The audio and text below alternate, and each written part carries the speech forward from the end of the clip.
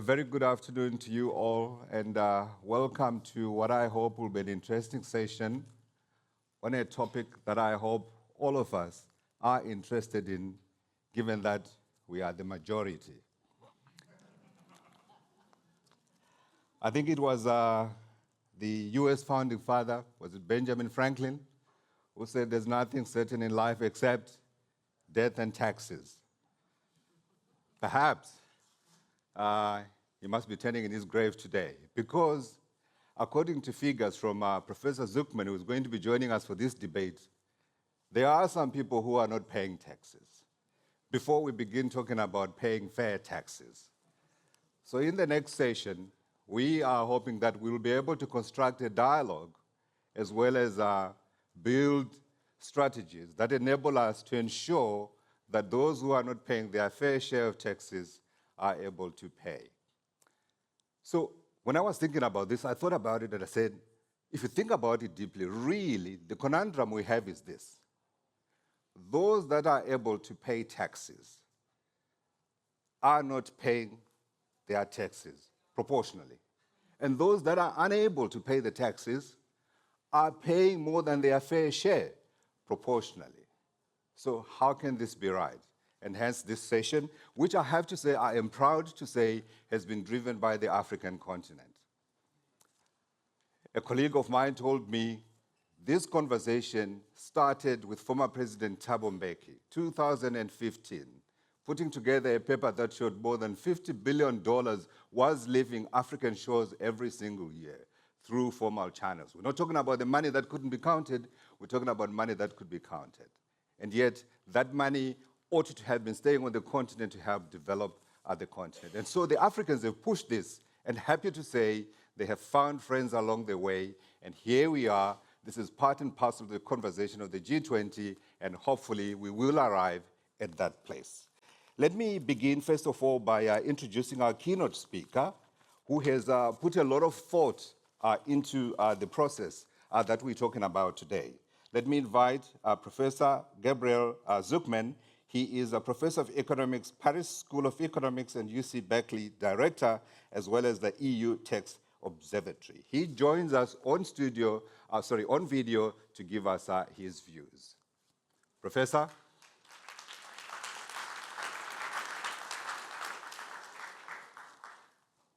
Thank you so much. It's such a pleasure to be with you virtually today. So I'm Gabriel Zucman, director of the EU Tax Observatory. And the starting point of my remark is that progressive taxation is a key pillar of democratic societies. A progressive tax system strengthens social cohesion, it strengthens trust in government, and it is critical to fund the public goods and services like education, healthcare, that are the key engine of economic growth. Now, the problem is clear. Thanks to recent research that was conducted over the last few years, there is now clear evidence that the super rich pay much less tax relative to the rest of the population. In other words, our tax systems, instead of being progressive, are sharply regressive to the top of the income distribution. And that failure stems from the failure of the income tax, which supposedly is the pillar of tax progressivity, to effectively tax ultra high net worth individuals. Why is that a problem? It's a problem because it deprives governments of hundreds of billions in tax revenue. It's a problem because it contributes to concentrating the gains of globalization into just a few hands. And so ultimately, this regressivity undermines the social sustainability of global economic integration. So my message today is very clear, it's very simple. We need a new global agenda to tax the super rich. We've made some progress over the last decade to strengthen the taxation of multinational companies. Now the time has come to work together to address the great challenge of our time, which is how to make the taxation of ultra-high net worth individuals more effective. So I've tried to contribute to that collective thinking by writing a report in June, a report that was commissioned by the G20 presidency. And in this report, I made a proposal for a coordinated minimum standard ensuring that the super rich globally pay a minimum amount of tax each year. In the baseline proposal, global dollar billionaires, we're talking about 3,000 individuals, would have to pay the equivalent of at least 2% of their wealth in tax each year. A minimum tax like that, a modest minimum tax of 2%, would raise more than $200 billion in tax revenue globally. Extending the tax to people with more than $100 million in net wealth would generate an additional $100 to $140 billion in revenue. By construction, we're talking about money that would be collected from economic actors who are both extremely wealthy and also extremely undertaxed. Someone who already pays at least 2% of their wealth in tax would have nothing more to pay. So this mechanism would be squarely focused on super rich people who pay super little. This standard would effectively address the regressive features of our tax systems. In the baseline proposal, the tax rate of billionaires would become no lower than the tax rate of middle-class workers. We're essentially asking billionaires to pay at least as much tax as their secretaries. Nothing else. I think we should all be able to agree on that minimum standard. And so in addition to raising a lot of revenues, there would be clear benefits in terms of increased social trust and cohesion. I want to emphasize that this is not only far from it, this is not a global north issue. This is also very much a key issue for global south countries.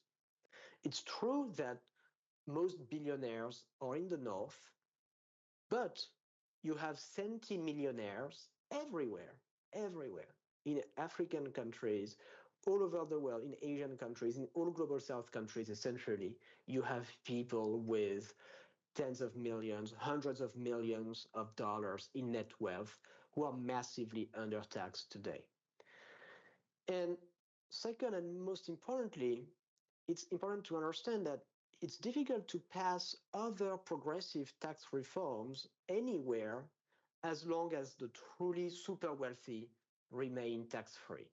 So if we make progress in strengthening the taxation of ultra-high net worth individuals everywhere, it's going to make a tremendous difference for each and every country, and especially for global south countries. Now, that issue is not only something to be discussed among G20 countries, it requires a truly inclusive international discussion. There is, as you know, very exciting work going on at the UN to create a framework convention on taxation. And let me be very clear that the taxation of the super rich should, in my view, be an early protocol at the United Nations. Let me also be very clear that a coordinated minimum tax on the super rich is not some kind of, pipe dream or utopia. It's something that has become technically feasible.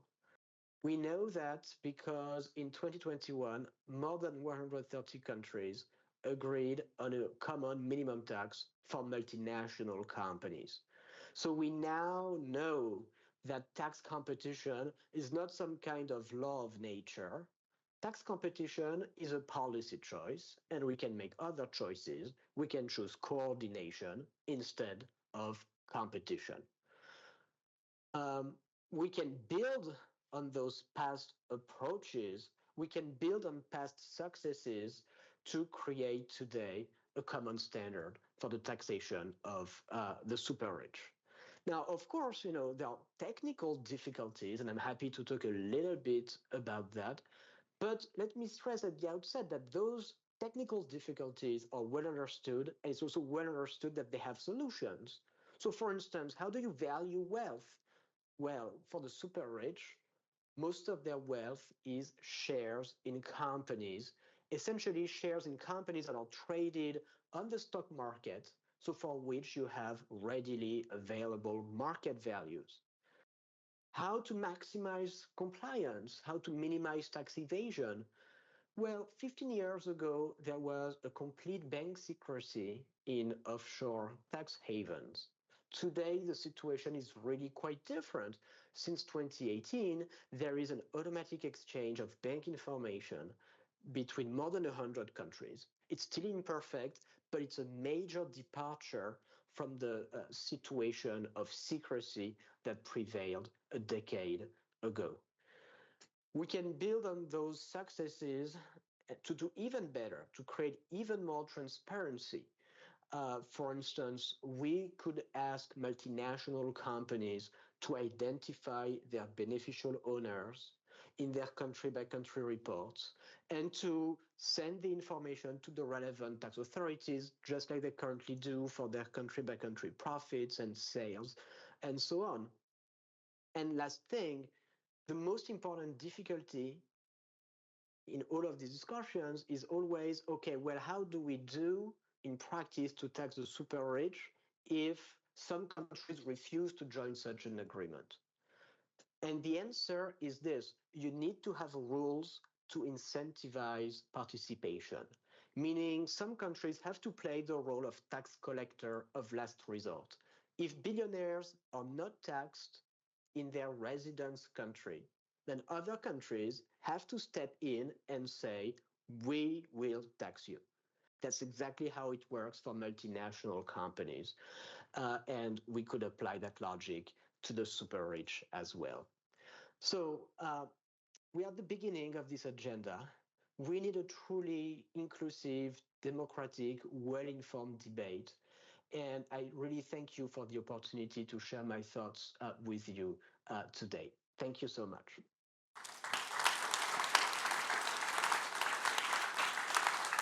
Thank you. Thank you, Professor, for your thoughts. Thank you. And just to add one little tidbit, in this day of artificial intelligence, of course, that information is all now available. I remember speaking to the South African Revenue Services Tax Commissioner, and they were saying to me, Godfrey, AI is my friend. I know what's going on. So let's make sure everyone is on board. Thank you, Professor, for your time and your thoughts. Let me invite our panelists for the session today. I'd like to take this opportunity to ask the Minister of Federal Economic Cooperation and Development in Germany, Svenja Schulze. Ma'am.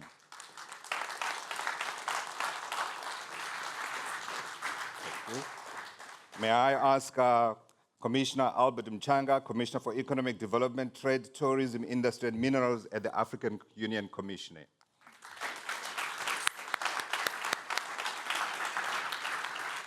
And last but not least, Professor Marcel Fratzscher. He is Professor of Macroeconomics, Humboldt University, Berlin, and President, DIW Berlin. Sir, thank you.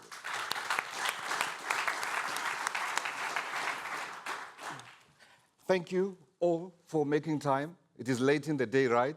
On day 2. So a little bit of energy has gone out of the room. I'd like to bring it back as much as possible. But I think our topic energizes us, doesn't it?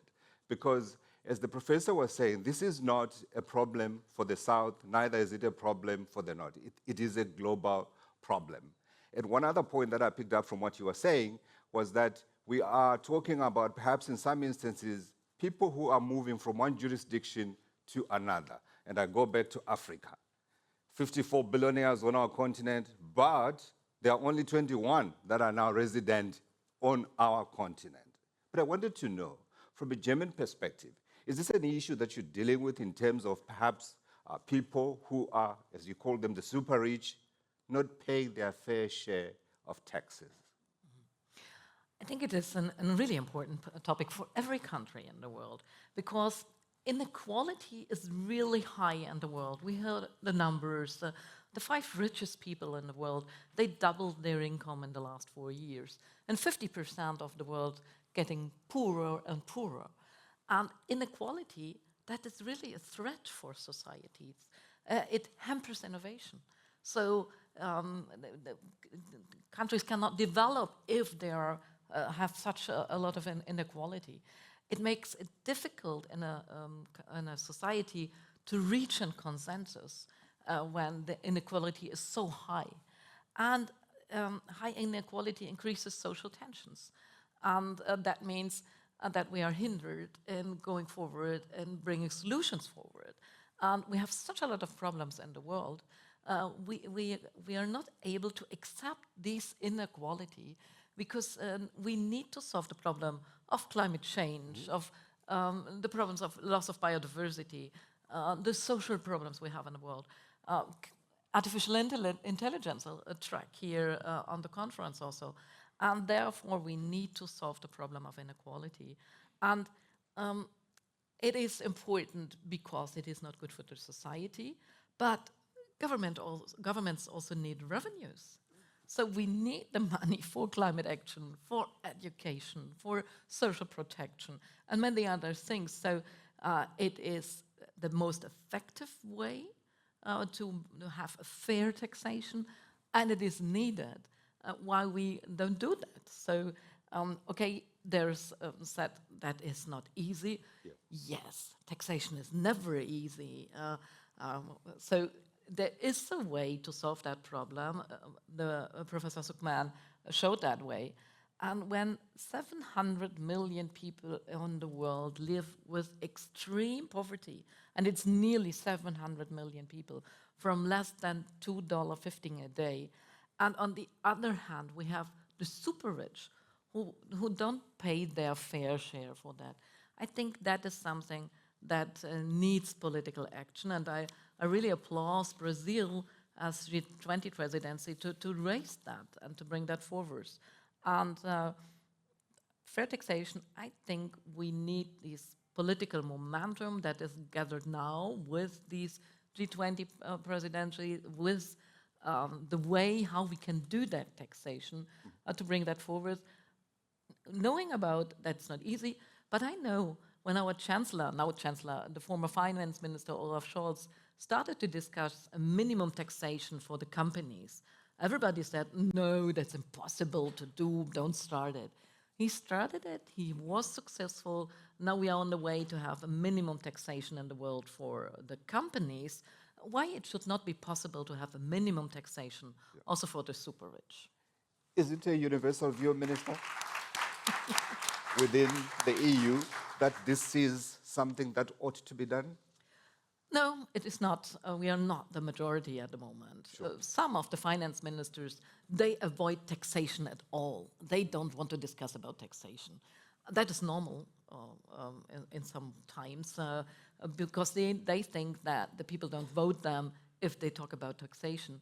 But we want to tax the super rich. That the number is 3,000, Professor Zucman said. Yeah. Super rich people. Yeah. And I think a lot of them call us for action. They call us, please tax me. So let us do what they want, tax them. So why not? it is still work to do. Yeah. I don't underestimate that. Yeah. But we need to do that work. Yeah, and I think it is a fair point that you make that some of them are saying, actually, please do tax us. I remember we were in Davos in January. Yes. This conversation came up, and of course, so we need the politicians to get on board, including those who are reluctant participants, let me put it that way. Let me come to you, Commissioner Muchanga, and ask about our continent, home to perhaps the most unequal society in the world, South Africa, competing with Brazil, the two co-chairs who are driving this, so it's great. I think it's particularly relevant that these two countries are driving this conversation. But I wanted to know, from your perspective, the relevance of this discussion when you sit in Addis Ababa and you discuss economic development on the continent. There are quite a number of indicators. Thank you to be here. Certainly, it's a very, very important discussion. There are a lot of indicators. One of the indicators is that for Africa to move forward, we need to broaden and deepen our fiscal space. Right now, Africa has the lowest tax to GDP ratio around the world. It's about 15.1%, 2021. 2 weeks ago, there was an article by the Economist magazine.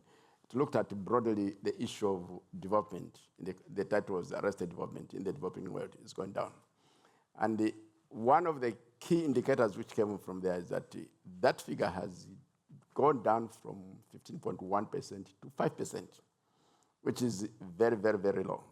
Then put on top the issue that it used to be 50 billion when Thabo Mbeki wrote the report. Yeah. It's now 100 billion US dollars going out of the continent annually. Sure. And against that background, we're going to see an increase in the amount of millionaires across Africa. They're saying in a decade, the increase is going to be about 65%. So all these are indicators that we need really to work very hard to improve tax administration so that we are able to impose fair taxes on everybody and be able to finance the activities of the governments and even the African continent. Because I think all of you are aware, there are discussions in the developed countries. ODA, Official Development Assistance, is going to decline in real terms, back to the issue of enhancing domestic capacities to finance yourselves. Yeah. So it's very, very relevant. And as a result of that, we at the African Union are taking steps to come up with we already have one, a tax strategy on improving the capacities of tax administrations across Africa to collect revenue, and also come up with accounting mechanisms which are going to plug the illicit financial flows. And they are enabled by both Africans and people from outside Africa. Okay, thank you. I want to ask you the same question that I asked the minister. Does Africa speak with one voice on the issue of ensuring that we equitably tax the high net worth individuals? I think it will be demonstrated, because when the discussions came, the African group led by Nigeria advocated for a framework convention on international tax cooperation. There was a vote in the United Nations, and the vote went in the right direction. And even the countries like Norway, who are promoting inclusivity, decided to vote for that. Then there was a discussion on the terms of reference for the negotiations towards a framework convention. Again, the African group was very, very active and very united in pushing for that. And right now, we are waiting for the General Assembly to approve the terms of reference, and we'll go to the next stage, which are the actual negotiations between 2025 and 2027. And again, Africa is going to speak with one united voice. Sure. Thank you. That is an important message. Marcel, let me come to you as an independent voice in this whole discussion. Perhaps before I ask about how you perceive some of the discussions to have gone, just your view in terms of the, I'm going to say, correctness of this request, which I think is being done very politely if you think about the fact that Professor Zucman is talking about 2%, and yet I think for the majority of our people, we're talking 20, 30, 40% tax that is taken every single year. Yeah, the appropriateness, I think, also came out very clearly, but Gabriel Zucman said, why do we do this? It's not, and I think that's very important in the discussion, it's not to punish people who are rich. It's really about society has tasks to fulfill, to have a good education system, health system, infrastructure, and so on. And to say taxation, so you can disagree about fairness, right? What's a fair distribution? Yeah. But a tax system should also ask what's actually beneficial for society overall. So it's about creating win-win situations. And too often in the discussion about taxation, we have this zero-sum thinking. If I give you something to you, I will have less, right? And taxation system is actually about making the pie bigger for everyone. And the system of taxation in many countries, including in advanced countries, is in a way that it taxes wealth very little and taxes income very much. And a tax system that has a lower rate, lower taxation for labor, for working, actually could get a lot more people into work, create more economic growth, more employment, more innovation, more wealth overall, while if you tax, especially if you tax immobile or unproductive wealth, actually you have a clear win-win. So the world is not zero-sum. Yeah. And a taxation should really focus on generating wealth for society overall. We can make that point globally, but also for each society. And so just completely apart from this debate about is it fair or not, Yeah. we have tax systems that are detrimental to economic growth, to development, be it for the global north, for the advanced countries, be it for the global south. Yeah. Thank you. Thank you. So let me come to you, Minister. You are in the position where you make policy. But I think more importantly, you are also in the position where you are able to work with others around the world. I'm reminded of when I was a young man and you go and you try to catch mice. Now, what happens is if you dig this hole here, it will come out through that other hole there. And if you plug that one and you don't know that it's got another one, it will come out through the other one. How do we effectively make sure that this is a global solution? I think for such a discussion, you need a political momentum. And We have it. And that is created by Brazil. Because Brazil make this taxation of the super rich, make that to one of the main topics of their presidency, of their G20 presidency. And at the same time, we have strong voices from the global south, from the African continent, that they want to have a fair taxation, and that they want to have a say in the international tax system. So that is a momentum where we can create more backing for the discussion about taxation. That is nothing that goes from one day to the other. But with these race of voices, I think we have the right momentum. Just to underline what Commissioner Muchanga said, there are a lot of countries who lack the human, the technical, the financial resources that are needed for effective participation in these relevant organizations that take the decision about taxation. And to improve that, to give them a voice, that is really important. And no one can say that he has not heard about that.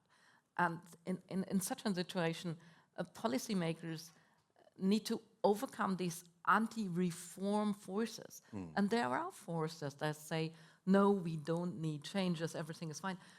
But that is not true. I was actually going to ask what their reasoning is in opposing what appears on the surface to be something that is right. Yeah, but I think the momentum is there because of the pressure of the G20 presidency, because of the pressure from the African continent, because of the pressure of the budget. There is no country that has no budget restraints. Germany has not enough money. We have budget cuts now. And why we should not discuss about the super rich? It's not about taxation from everybody. It's taxing the super rich who pay not enough. It is not taxing everybody, just the ones who pay not enough. And I think it is hard to argue against that. So we have the better arguments, and now we need to work on majorities. There is a strong voice from the Global South, from Brazil, from parts of Europe. I established I put forward a newspaper article together with South Africa, with Spain. There are countries who will drive that, or persons persons who drive that forward. And so there is a chance to bring that discussion forward. Yeah, and the numbers are frightening. Yes. From Professor Zucman, he says that when you take those 3,000 individuals who are dollar billionaires, on average, you're talking about not to 0.5% of them actually paying taxes, i.e., there is a number that's zero where there's virtually no tax that is being paid. Commissioner, if I can come to you and ask from an AU perspective, what sort of priorities do you see here for the continent in trying to advance international tax cooperation? And then also, you are now a member of the G20. So I wanted you to speak, if you can put that hat on as well, how we move this forward and connect with AU aims. The priority is to generate momentum towards a legal framework, which is the Framework Convention on International Tax Cooperation. That the terms of reference have been defined is a very good step. The next step is to see the position of the General Assembly, which is ongoing. They're going to come up with a decision. And as Africa, we're going to look very, very critically at the voting pattern to see how they come up. Now, when the voting pattern comes up, we're going to match it against the pronouncements, about the background of the pronouncements that have been made. For example, if you look at this document, which is guiding us the program here, there's wording here which is very, very critical. Together, we co-create sustainable development. So what it means is that there's need for collective effort among all of us to move in one direction. And again, if you look at the Pact for the Future, which came out of the Summit for the Future, there's commitment to strengthening multilateralism. Again, it means moving together. And here, especially in the opening ceremony yesterday, there was a lot of talk about the need for international financial reform. On the issue of taxation, it means that we need an inclusive framework.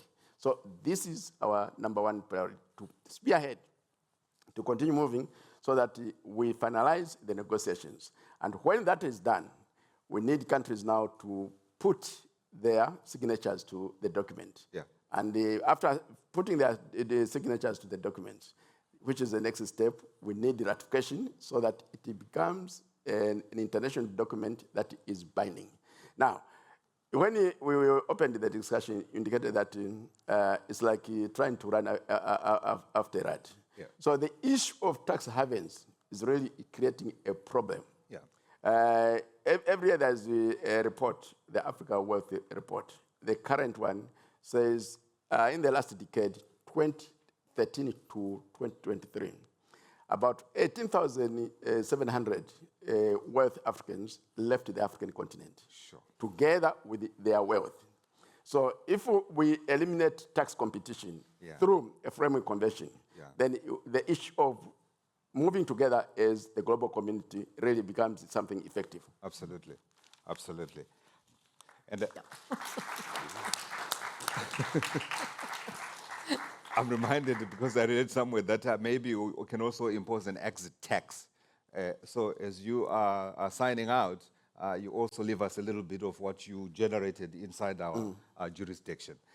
But Marcel, I want to bring you into this conversation, and I wondered from your perspective whether there are places that we could learn from around the world in terms of perhaps exercising a fair tax system. I'm particularly keen on this one because I'm based in Johannesburg. And each time when budget time comes around, there's a newspaper that always writes and says, oh, you begin to look at the rich, they are going to go take their money away from South Africa. And this is a problem of the global South. Do we have places where there are examples where we could learn from so that the alarmists can be kept quiet? It's hard. It's hard to find examples. And to me, the Nordic countries in Europe are good examples because they have a lot of transparency about wealth and why wealth is taxed. And the key point is, and Svenja Schulze made that point, is of course you need political momentum. You need the decision makers, politicians, governments worldwide to support it. But you also need broad support within society. And I think one of the biggest impediments is that, surprisingly, you often don't have that support within society. And partly because there are myths that are simply wrong, and we need to demystify some of that discussion. And Gabriel Zucman mentioned one, and you mentioned one, namely that the ultra-high net wealth individuals often don't pay any taxes or pay very little taxes. A second myth is, well, you know, they deserve all of that because they worked hard for it. Fact is, the majority of that wealth is inherited. It's not based on people's own efforts. A third myth is it's impossible to do administratively. By the way, also in Germany, the argument against the wealth tax, we had that till 1997, then it wasn't abolished, but it wasn't raised anymore. The argument today is, oh, it's so expensive to actually determine how much wealth individuals have. And also that's a myth. That's not true. Actually, to determine wealth is not more costly than determine income taxes, for instance. So that's another myth. And so I think it's very important to clarify where does wealth come from, what is the purpose of taxation, and to get the support of citizens. I think that is really the crucial issue, because especially in a democracy, if you don't have that, it's very difficult for governments to do that. And again, Svenja Schulze mentioned that, they're actually also in Europe, lots of politicians, lots of governments who are very reluctant to talk about that because they feel the backlash. So it's really about getting a debate, a public debate, to get rid of the wrong myths that are there and get the facts on the table, and then very objectively and factually try to work on a solution. Absolutely, absolutely. So the next question, I'm going to ask you, Marcel, if you'd like to participate in it, but you have every right to say, I don't want to participate in this one. But to our politicians, I'm going to ask this question. Commissioner Muchanga, do we need the UN in this? Absolutely. How? Inclusivity. Everybody comes on board.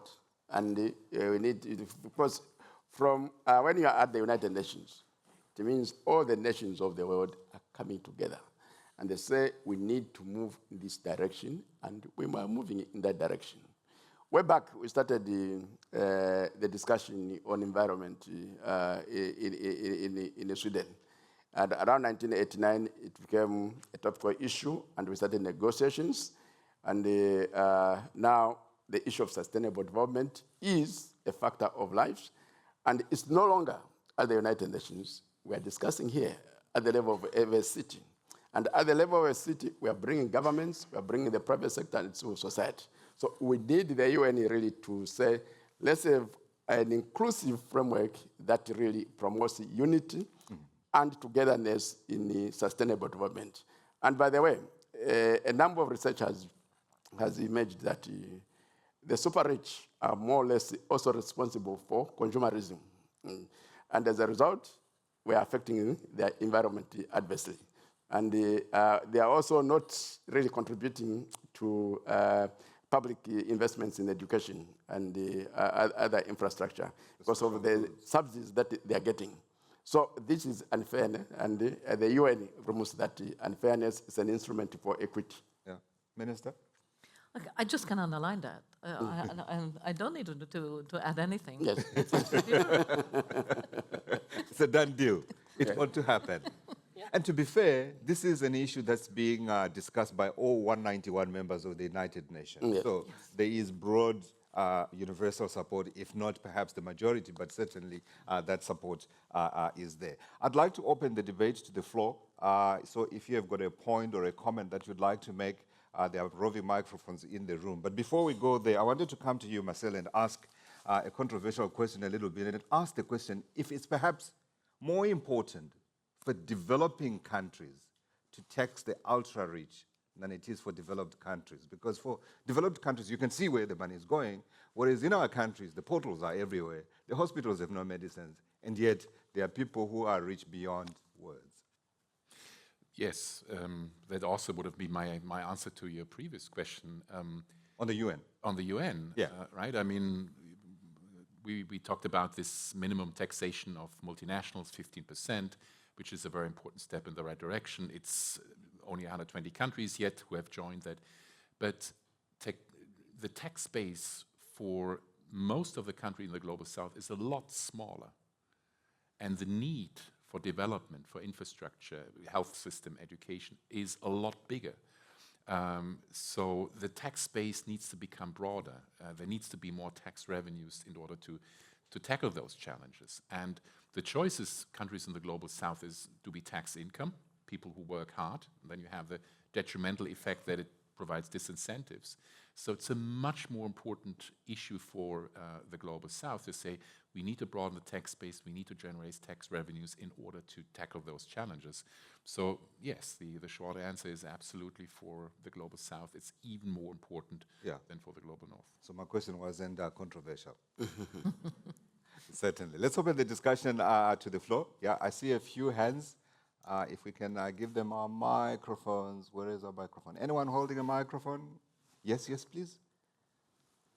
Yes. Thank you, and many thanks for the presentation. I totally support the proposal, which, by the way, was made by my government in its presidency of the G20. But I wonder, aren't we facing a prisoner's dilemma here in the sense that those countries who do not cooperate or who are not part of an agreement, they might benefit by receiving the assets of the ultra-rich who are trying to escape taxation? Is that part of the reason why it's so difficult to implement the proposal or to get support for it? Sorry, can you just identify your government? Brazil. Brazil, thank you. Do we direct this? Yes, Marcel, you want to take it? I'm happy to take it. I think the answer to your question is it's a fair point, right? And that's what's happening now. There's this tax competition. And part of that proposal, at least also what Gabriel Zucman now mentioned, and I think many of us do in the discussion, is similar to the taxation of multinationals, to say that multinational company doesn't pay a tax in one country, other countries will tax it. So they will pay these 15% minimum tax. And the same principle we could and we should apply to high wealth individuals, to say, look, if one country doesn't charge you, other countries will.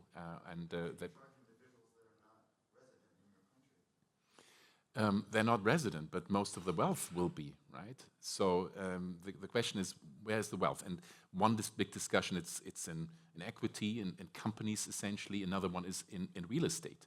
And if you break down the wealth where that is, it's most likely in many of the countries that participate. So I think that makes it at least harder, and say let's tax the wealth also where it's located, where it's actually generating its revenues, and then it's becoming very difficult for small countries to be an oasis or a tax haven in that sense as well.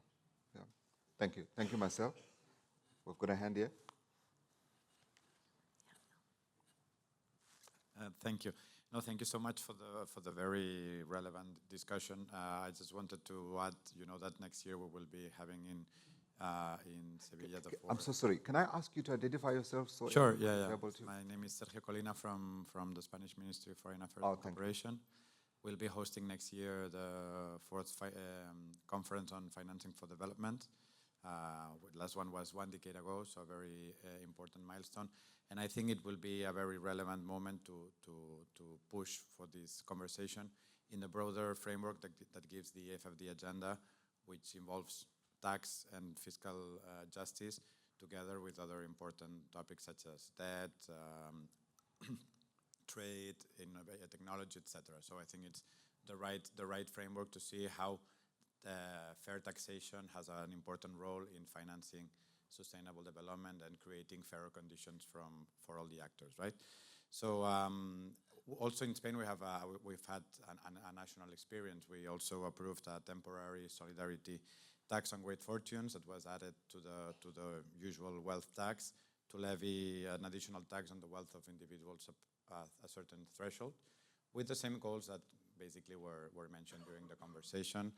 First of all, to increment the capacity of mobilizing resources for very important policies that were needed in a time of crisis, but also to harmonize and to make sure that there is a fairer and harmonized situation for everyone. So I think the same could apply at the international level, and I think there is already a certain consensus on a group of countries that this could be an important tool to move forward. So that's why we appreciate all these efforts to try to to engage all actors in this initiative, and hopefully we would like to see that one of the outcomes of this conference next year could be an agreement on this kind of initiatives that together with academia and with private sector and through agreements could really make a step forward. And we also have, as mentioned, the occasion of the negotiations of the protocols for the UN Convention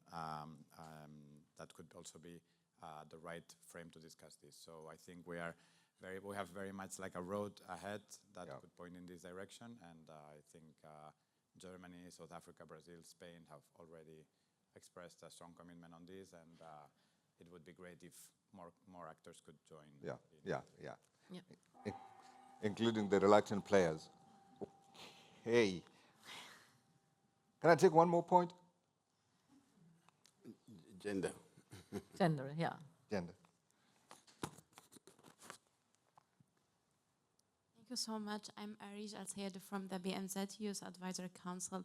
I'm sure everyone of the speaker has another vision, but I wanted to ask, what is your vision of the future world where like everyone, even also the super rich, pay their share, fair share when we are talking about taxation? So what does that mean for the on global level, but also like for climate and social justice, and also for our like in achieving the SDGs? So this is my question. Thank you. Thank you. Very quickly.